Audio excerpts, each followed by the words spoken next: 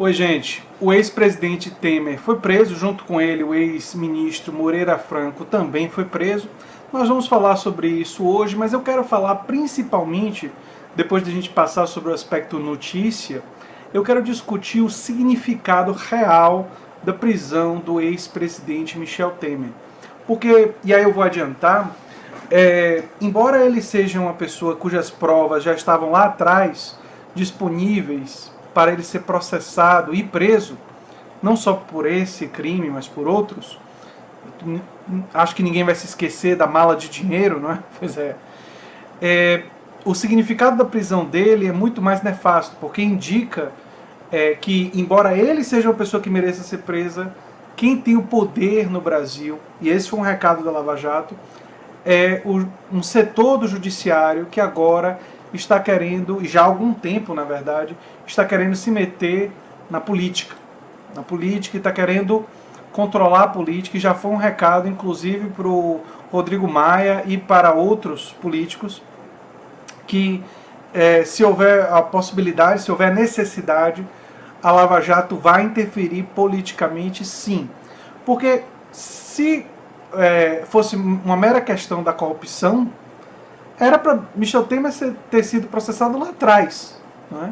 Só que ele interessava ao rentismo brasileiro, ele interessava às grandes corporações empresariais brasileiras, e por isso ele foi permitido que ele ficasse naquele momento, mesmo ele tendo já várias evidências de corrupção pesando contra ele.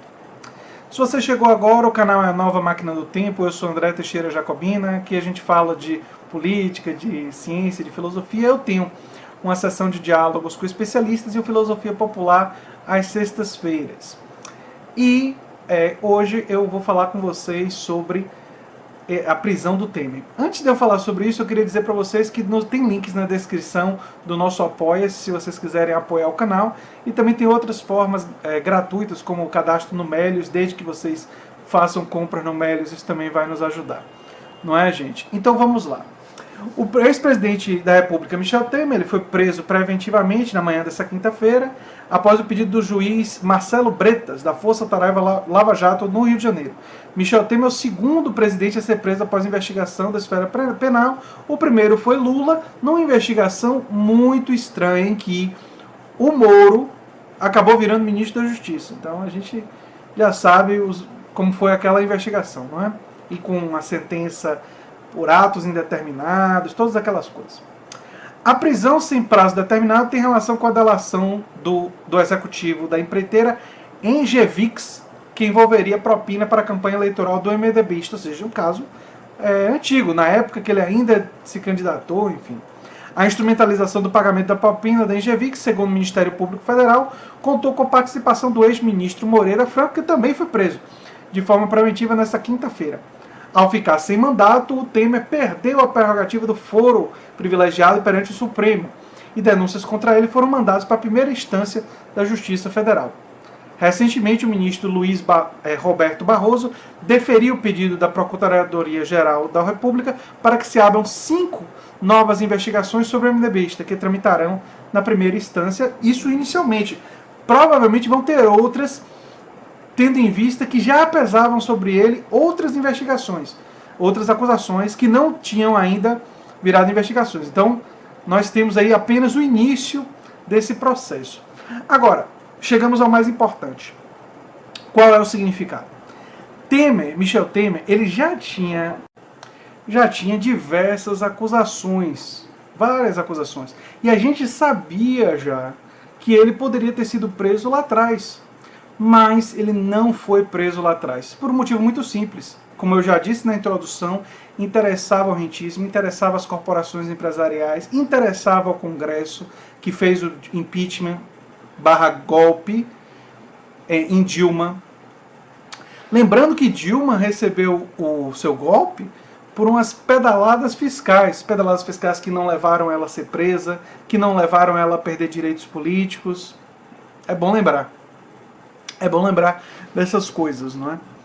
Então, o Temer, ele poderia ter caído lá atrás, se nós estivéssemos seguindo a justiça. Uma questão de justiça. Ele deveria ter caído lá atrás, óbvio. que ele deveria ter sido processado. O timing dele ser processado agora e ele ser preso dessa forma espetacular nesse momento, para mim deixa claro que a Lava Jato e alguns juízes tomaram para si as rédeas de muito da política brasileira. Eles estão agindo politicamente. Temer deveria ter sido preso? Claro, lá atrás. Mas será que, e aí fica no ar, será que na sequência da Lava Jato nós não veremos outras prisões espetaculares com objetivos políticos, visando questões políticas? Se Temer tivesse caído lá atrás e tivéssemos eleições, quem seria o provável vencedor? A direita tinha um candidato lá atrás, naquela época?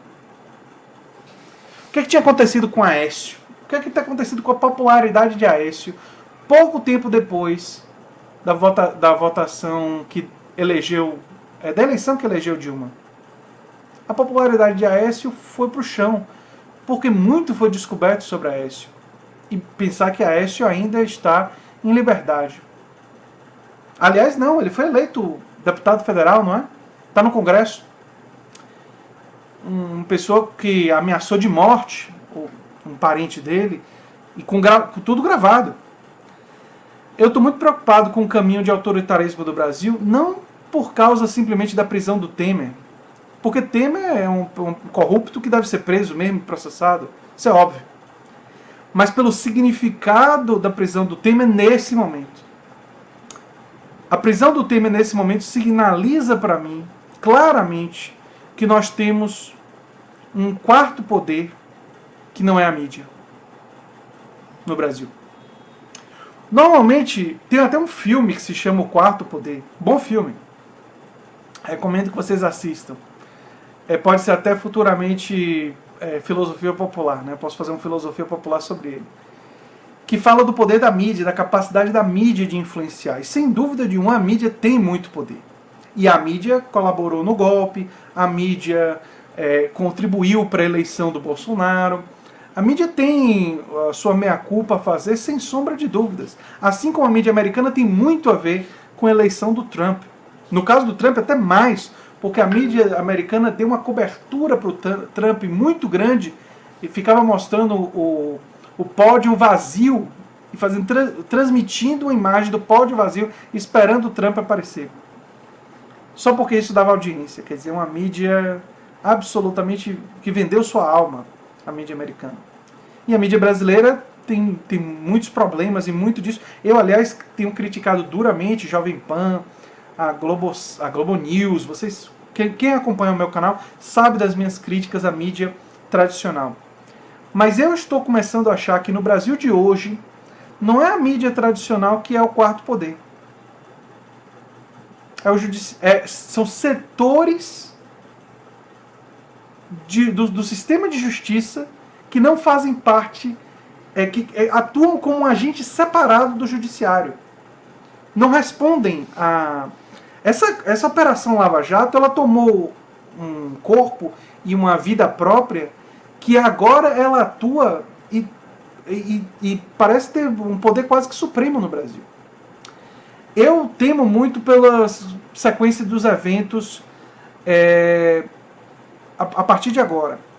Porque se esse pessoal começar a atuar para não só colocar o Moro, agora já virou ministro da Justiça, e outros em posições chaves, mas eles começarem a atuar para decidir quem eles prendem e quem eles não prendem, não com base nas provas ou nas evidências, mas com base nos seus interesses políticos e daqueles que são seus associados, nós estaremos caminhando por um cenário muito complicado mesmo.